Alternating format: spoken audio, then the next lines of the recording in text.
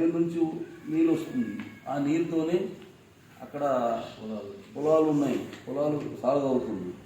అక్కడ పచ్చగా ఉన్నది, అడవులు బలంగా ఉంది.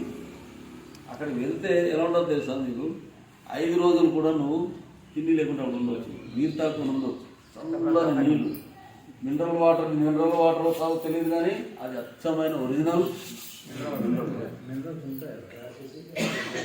మరి అదేంటి ఏమైంది? అది ఒక వ్యక్తికి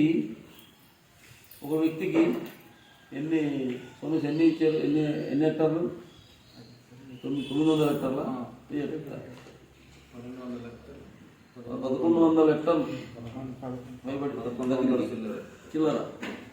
ఒక వ్యక్తికి అక్కడ ఉన్నటువంటి మైనింగ్ తవ్వుకోవడానికి, అంటే మైనర్ అంటే మట్టి ఉంటుంది, ఆ మట్టి తవ్వుకెళ్ళిపోవడానికి అది అనుమతులు ఇచ్చారు.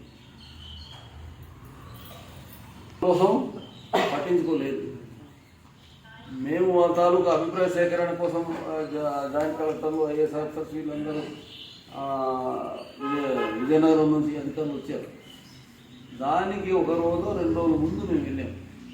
అప్పటిదాకా ఏం చేయాలో అయోమయం పరిస్థితి, ఎలా ఆడుకోవాలని ఆలోచిస్తున్నాం. అదే టైంలో మేము వెళ్ళిన తర్వాత అప్పుడు చెప్పాము, ఒక్కడు ఆపుతాడు అన్నాం.